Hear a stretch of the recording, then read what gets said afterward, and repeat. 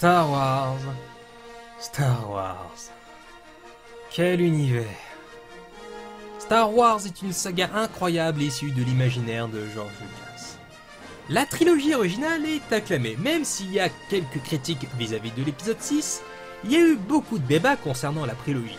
Et ces débats n'ont jamais cessé depuis la sortie de l'épisode 1, La menace fantôme. Puis, en 2012, Disney rachète Lucasfilm, et donc rachète par la même occasion la saga Indiana Jones, mais surtout la saga Star Wars. Puis, en 2015, sort l'épisode 7, Le réveil de la force de J.J. Abrams. Puis, en 2016, sort le tout premier spin-off de l'univers Star Wars, Rogue One de Gareth Edwards.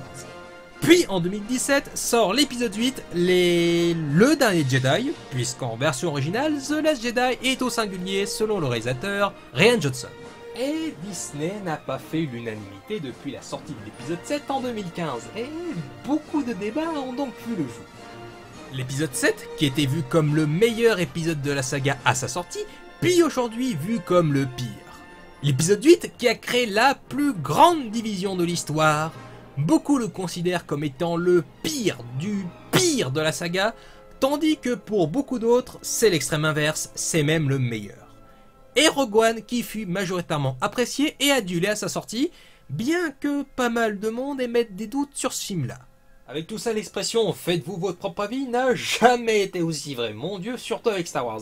Parce que si tu demandes l'avis à plusieurs personnes sur un même film Star Wars, tu peux être sûr que personne va avoir le même point de vue. Et donc, est-ce que le nouveau film estampillé Star Wars Solo de Ron Howard échappe-t-il à tout ça?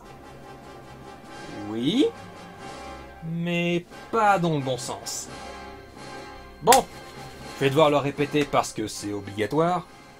À la base, le film Solo devait être réalisé par Phil Lord et Chris Miller, les réalisateurs de 21 Jump Street et de 22 Jump Street, puis ont écrit et réalisé La Grande Aventure Lego.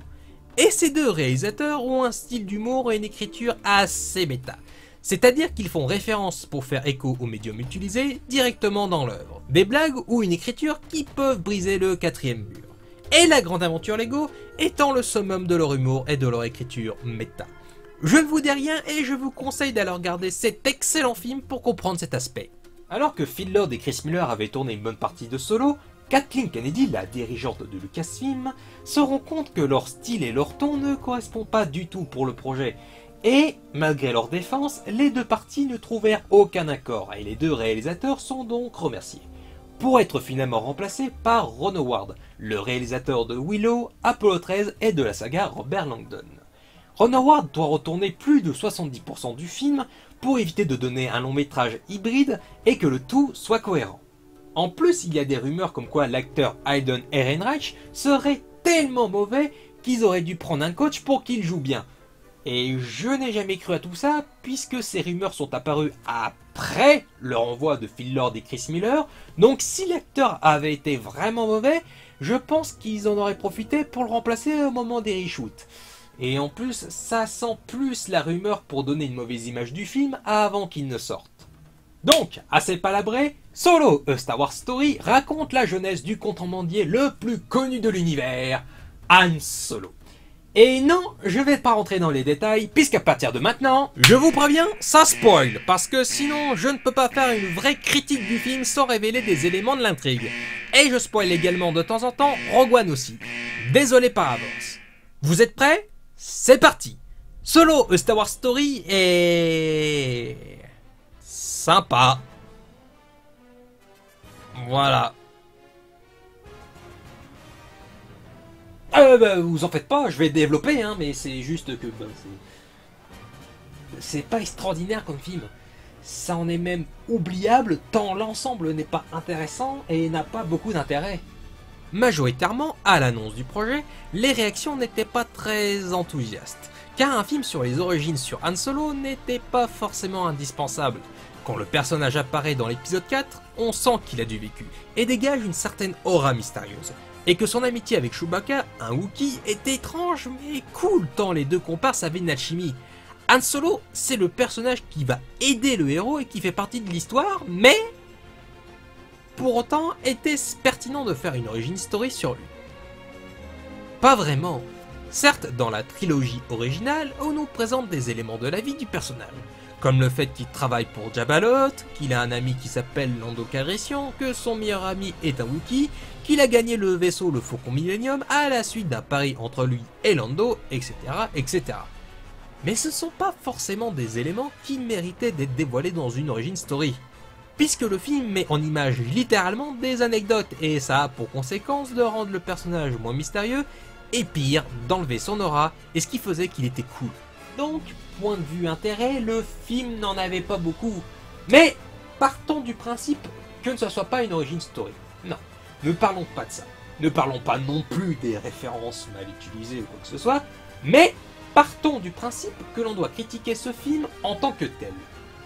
Donc, est-ce que le scénario tient la route? À moitié. Parce que tout n'est pas à jeter non plus. Le personnage de Han Solo qui évolue du mec survivant optimiste au mec désillusionné et qui a appris à se méfier de son monde. Chewbacca, qui était seul et enfermé dans une cage, a trouvé un ami incroyable et qui se bat pour de nobles causes. Et Kira, qui est amoureuse de Han depuis qu'ils sont jeunes, on découvre que c'est une opportuniste qui choisit exprès les mecs les plus forts et qui ont le plus grand pouvoir afin de survivre. Tous les dialogues entre Han et Chewbacca sont dans l'esprit de ce qu'on a vu dans la trilogie originale. Ils se vannent, ils se comprennent, bref, des bons potes quoi. Au moins le trio principal qui lance l'histoire est intéressant car ils sont nuancés et développés. Et le reste des personnages, ils ont absolument rien pour eux. Genre le personnage de Rio Durant qui avait l'air d'être un personnage comique relief sympathique, bah il meurt très rapidement après même pas 20 minutes d'apparition et on s'en fiche. On s'en fiche parce que soit on n'a pas eu suffisamment de temps, ou soit suffisamment d'éléments pour le rendre sympathique et attachant. On n'a rien eu de concret pour avoir de l'empathie à son égard. Également, le personnage de Val, qui semblait être froide mais qui est dans le fond sympathique, après que Rio Durant meurt dans son vaisseau, Val est sur un pont qu'elle doit faire exploser. Mais là, 2 robots viennent l'encercler. Et à aucun moment donné, les 2 robots ils pensent à se décaler de quelques centimètres pour pouvoir la viser et pour la tuer correctement. Mais bon, on va dire qu'ils avaient un bug parce que sinon, bah, j'ai pas d'autre explication. Donc, Val fait à ce moment-là, quitte à ne pas pouvoir bouger, autant aller jusqu'au bout. Elle active la bombe et tout explose. Pareil que pour Rio Durant, c'est pas un personnage suffisamment intéressant pour qu'on soit touché par son sort. Pareil pour L3, une droïde dont son seul caractère est de militer pour les droits des robots. Voilà, c'est tout. Puis c'est pareil, elle meurt dans le film, hein, et on s'en fiche aussi. En plus, elle meurt d'une façon débile. Elle gueule « Vive la rébellion !» en levant les bras sur un champ de bataille. Bah t'étonnes pas de te faire tirer dessus, cocotte! Dans Rogue One, les morts avaient un certain impact. Même Saw Gerrera, même si sa mort n'est pas des plus intelligentes, au moins on peut se dire que le personnage a vécu beaucoup d'horreur au point d'en devenir fou, d'être un extrémiste et de devenir paranoïaque. On comprend tout ça au travers des dialogues, de ce que disent les personnages de lui, quand on en a la confirmation, et surtout grâce au jeu de Forest Whitaker qui a apporté beaucoup de nuances dans son interprétation. D'autant plus que c'est lui qui choisit sa propre mort. Peut-être que le personnage aurait pu servir plus longtemps dans le film afin que sa mort soit peut-être plus impactante, mais bon. Pareil pour Galen Erso. On n'a pas énormément de scènes avec lui, mais le peu qu'on en voit suffit pour qu'on s'intéresse à son destin. Ce père scientifique, contraint de travailler sur une arme de destruction massive, qui a vu sa femme se faire tuer devant ses yeux, éloigné de sa fille chérie qu'il aime par-dessus tout, et dont son dernier acte est de se dénoncer pour éviter que des innocents meurent par sa faute.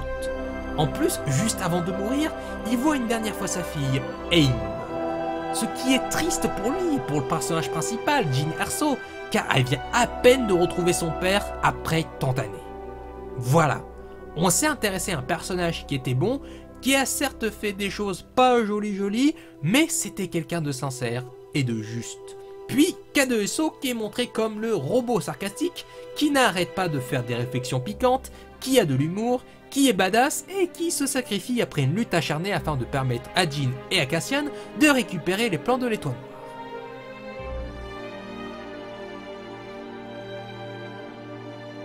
Puis également le personnage de Lando Calrissian qui est sympathique mais qui n'évolue pas tellement.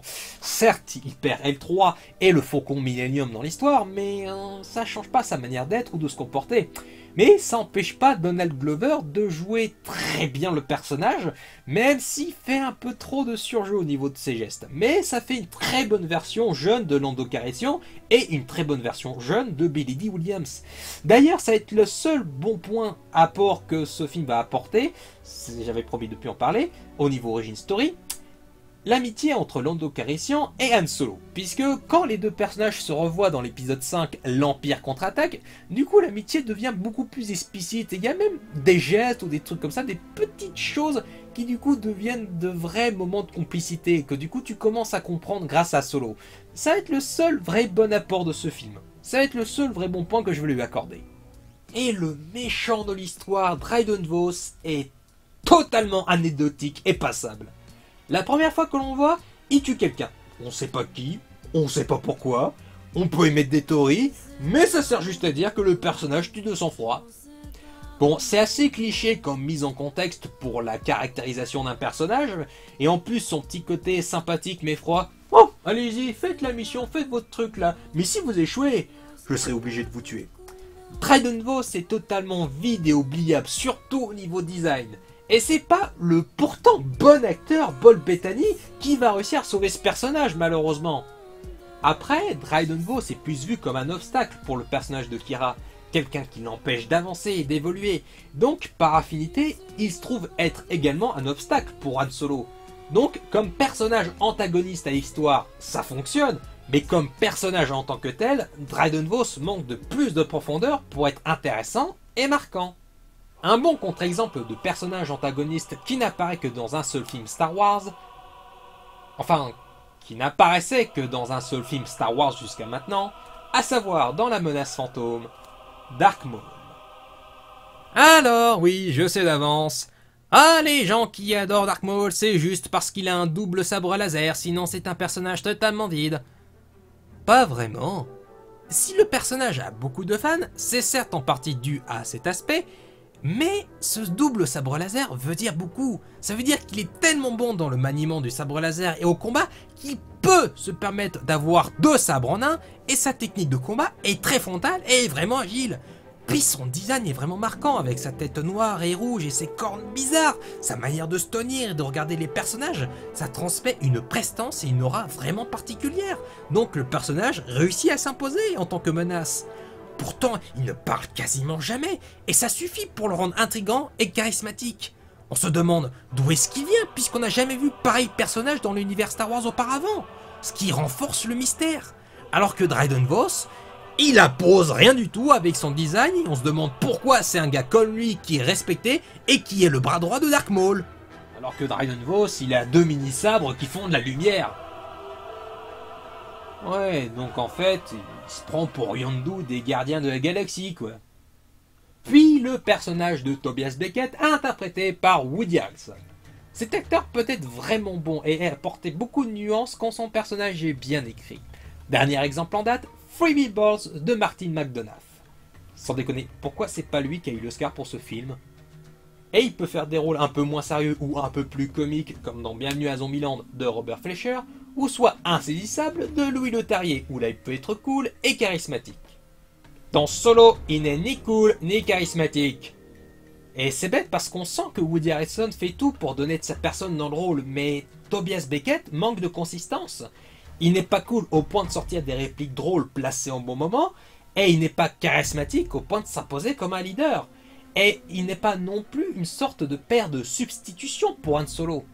Et Beckett qui a une mort absolument pas bonne. Bon ok, t'as le côté Han shoot first, Han a tiré le premier, ce qui montre que le personnage est cool et badass et qu'il a évolué. Mais alors la mort de Beckett, j'étais à deux doigts de me marrer. T'as bien fait de tirer le premier, sinon je t'aurais tué, Han. Je suis désolé Beckett, je suis tellement désolé. J'aurais voulu tellement apprendre à jouer du violon.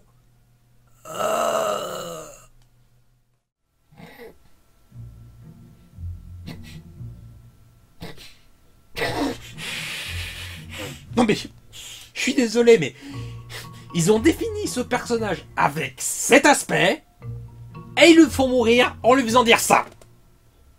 C'est un ridicule. Non mais, il aurait pu dire genre, ça m'apprendra, ou soit, tiens, je vais rejoindre ma femme dans l'au-delà, dans la force, enfin, je sais pas, mais un autre truc, quoi, mais tout sauf ça, quoi.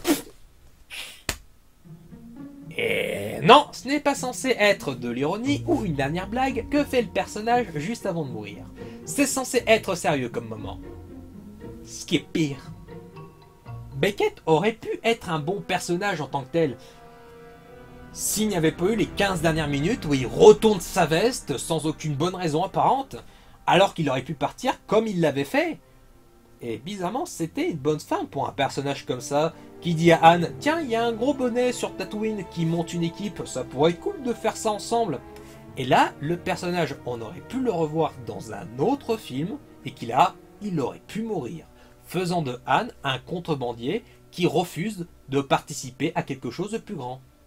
Beckett aurait pu être une première version de Han Solo avec un côté cynique, un sourire narquois, etc. Et que Han serait en admiration devant ce leader charismatique. Et que si ce personnage était mort, Han aurait été bouleversé au point de devenir une copie de Beckett. Ce qui aurait amené un double sens de lecture avec la situation actuelle où Alden Ehrenreich est obligé d'être une copie de Harrison Ford. Comme ça aussi, Han Solo va s'affranchir de cette copie et devenir quelqu'un de meilleur dans l'épisode 4. Donc, c'est une occasion loupée de renforcer l'évolution du personnage. Et en parlant de casting, Alden Ehrenreich en Han Solo. Ça, c'était la chose qui faisait le plus peur à tout le monde.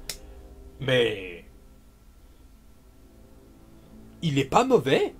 De toute façon, n'importe quel acteur plus ou moins ressemblant à Harrison Ford aurait été critiqué et n'aurait pas fait l'unanimité. Certains spectateurs lui auraient reproché de trop se rapprocher du jeu d'Harrison Ford, et certains spectateurs lui auraient reproché de trop s'en éloigner. Alors, Alden Ehrenreich fait tout ce qu'il peut avec ce qu'il a. Il essaye d'avoir un côté rebelle, marginal, sûr de lui, avec un léger sourire narquois et séducteur. Il fait tout pour être une version jeune de Han Solo, mais qui est quand même différent car il doit évoluer. Alden Ehrenreich n'est pas mauvais, il est même bon quand on regarde bien. Il fait tout pour s'impliquer dans son personnage. Il veut bien faire et ça se voit. Surtout dans certaines scènes où il se doit d'être sérieux. Il est plongé dans ce rôle, où il est soit énergétique, ou soit il a un regard profond qui veut tout dire. Son interprétation ne détruit en rien le personnage de Han Solo. C'est juste l'écriture globale du scénario qui l'empêche de plus s'affirmer et de montrer l'étendue de son talent. Puis de toute façon, le meilleur acteur du film, c'est Jonas Suotamo. C'est celui qui joue Chewbacca, oui. Les effets spéciaux sont bons, ça, il n'y a pas de doute là-dessus. En ce qui concerne les effets visuels, ils sont toujours au top. L'univers est tangible et on y croit sans problème. Si ce n'est que là, visuellement, c'est le moins créatif de tous les Star Wars. D'ailleurs, la colorimétrie du film est plate. L'image est terne à quasiment toutes les scènes, sauf vers la fin où il y a un peu plus de couleurs. Mais sinon, à part ça, c'est assez pauvre visuellement. Enfin, ce n'est pas le cas lors du raid de Kessel et lors d'une scène dans les tranchées pendant une guerre au début du film. Et le film est sombre. Mais je parle pas du ton, mais de l'image en elle-même. Dès qu'il fait noir, on distingue pas vraiment les personnages. On a du mal à les discerner. Enfin, par exemple, le corps et le visage de Lady Proxima au début du film, on arrive enfin à voir son design parce qu'il y a une lumière pendant 2 secondes. Je veux bien que le personnage soit allergique à la lumière, mais c'est pas une bonne raison pour nous empêcher de bien voir les personnages. Ça coûtait quoi de mettre le fichier du film sur Adobe Premiere Pro et de rajouter l'effet lumière et contraste et de mettre +2 ou +3 à la luminosité? Ça prend 10 secondes et 4 clics. Il y a de bonnes scènes d'action comme la scène du train qui est bien montée, bien lisible, bien cool, ou soit la scène du raid de Kessel où là c'est un peu plus créatif et dynamique pour le coup. Et non, je ne parle pas du moment où ils vont sur la planète Kessel, parce que le passage est mou et vraiment peu intéressant, car rien n'est mis en place pour rendre la scène dynamique et importante. Et maintenant, parlons de la réalisation de Ron Howard. C'est pas mauvais, mais ça reste perfectible. À part quelques scènes où le placement de la caméra et le montage permettent de rendre l'action dynamique et efficace, globalement le film est en pilotage automatique. Du bon pilotage automatique, comme ça pouvait être le cas pour Inferno. De bonnes idées de mise en scène pour un film qui avance correctement sans se forcer. Majoritairement, ça reste des plans serrés où on ne peut pas profiter de certains décors ou de certains paysages. On ne peut pas non plus se rendre compte, à cause de ça, de l'immensité grandiose et riche de l'univers qui nous est dépeint. Dans Rogue One, la réalisation de Gareth Edwards est certes filmée à hauteur d'homme la plupart du temps pour nous immerger durant les moments de bataille et de guerre. Mais le film respire le gigantisme avec son travail sur la taille des objets, des personnages, etc. Ce qui renvoie au gigantisme de la mission suicidaire que doivent effectuer les héros. Sur Solo, c'est quasiment filmé tout le temps de la même manière. Il y a peu de plans où on est impressionné par quelque chose. Juste pendant le raid de Kessel où on se rend compte de la taille du destroyer stellaire, de l'immense créature tentaculaire et du trou géant qu'on appelle la gueule. Mais sinon à part ça, on n'est pas impressionné par grand chose. Et le dernier quart d'heure est vraiment peu palpitant. L'affrontement entre Han et Dryden Voss, c'est vraiment pas un combat des plus passionnants. Ce que je veux dire, entre un qui fait joujou avec ses couteaux et l'autre qui tire avec son blaster, c'est pas ce qu'on a fait de mieux en termes de chorégraphie et de combat. Je veux dire, même le combat, l'affrontement entre le sorcier et le pistolero dans la tour sombre de Nicolas Arcel est plus passionnant. C'est plus passionnant car on a bien mis en place les rivalités entre les deux personnages, le fait qu'ils s'opposent d'un point de vue technique de combat est plus impactant. L'un utilise la magie et l'autre utilise les pistolets.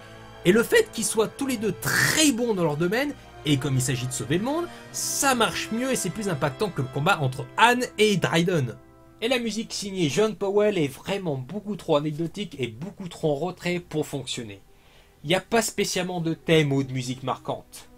Mais en règle générale, cette bande originale est correcte, elle accompagne les scènes, mais c'est tout. Et il y a 2-3 scènes où la musique tente de se réveiller pour donner du dynamisme au film, mais c'est beaucoup trop faible pour rester en tête. Les mélodies qui fonctionnent, ce sont les moments où les instruments comme les violons deviennent plus énergétiques. Mais de toute façon, ça vaut clairement pas les thèmes créés par John Williams. Et non, je ne parle pas des thèmes que John Williams a créés pour les épisodes 7 et 8, où là c'est quasiment la même chose que pour John Powell. En fait, maintenant que j'y pense, il n'y a que Rogue One qui a une très bonne bande originale signée par Michael Giacchino, et qu'en plus il a dû la composer en un temps record. Comme quoi, Rogue One faisait beaucoup d'expositions, certes, oui, mais d'un côté, il faut le voir comme un épisode d'introduction à l'épisode 4. Et je dirais même plus, Rogue One fait le lien entre la prélogie et la trilogie originale. Pour celui qui n'aurait vu aucun épisode Star Wars, et oui ça existe, et oui je sais ça fait un choc, eh ben il peut très bien commencer par Rogue One et ensuite enchaîner avec l'épisode 4. Puisque tout est réexpliqué, la mise en contexte, la politique, la force, les Jedi, les toits noirs, etc. Et pour quelqu'un qui n'aurait jamais vu d'épisode Star Wars et qui commencerait par Solo A Star Wars Story, il serait pas forcément perdu, mais d'un côté ça lui parlerait déjà moins. Parce que pour un néophyte c'est déjà moins accessible, et surtout parce qu'il y a des références un peu obscures. Donc Solo A Star Wars Story n'est pas une catastrophe, n'est pas un mauvais film, mais ça n'est pas non plus un bon film. Divertissant, regardable et sans prise de tête, ça oui, ça il est assurément sans problème. Mais même sans parler de l'intérêt du projet et de sa pertinence, il en résulte un film banal qu'on peut trouver cool, comme on peut trouver ça ennuyeux. Et comme j'ai dit aussi en introduction, c'est la première fois qu'un Star Wars ne divise strictement personne et que tout le monde s'accorde à dire que le film est juste sympathique. Et comme dit aussi en introduction, c'était peut-être pas une bonne chose. Soit tu fais un film comme Les Derniers Jedi qui divise, mais qui paradoxalement attire les spectateurs parce que du coup chacun a envie de se faire son propre avis, soit tu fais un film tellement énorme comme Rogue One que c'est déjà plus fédérateur et que ça attire du monde. Mais comme tout le monde s'accorde à dire que Solo est juste sympathique, donc les potentiels spectateurs ne vont pas aller le voir et donc vont attendre un petit peu avant de le regarder. Le film ne crée aucune passion, donc il n'y a aucune envie pour les spectateurs. Et même si dans le fond, je l'ai bien aimé ce film parce que c'est Star Wars, parce qu'il y a des personnages que j'aime bien, enfin l'univers est cool, enfin voilà. Ouais, faut dire que je suis un pigeon, ouais. Et alors là...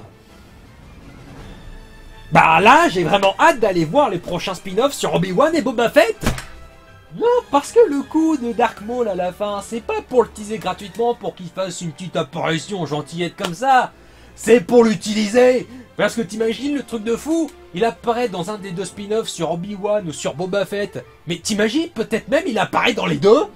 Mais attends, imagine, le spin-off sur Obi-Wan, l'ancien Jedi qui a été contraint de s'exiler, qui va être obligé de sortir de sa cachette pour pouvoir affronter un ancien Sith qui a tué son maître, Qui-Gon Jinn. Mais c'est trop bien comme écriture de personnage, comme affrontement, comme chorégraphie de combat. Mais moi je veux voir ça sur grand écran.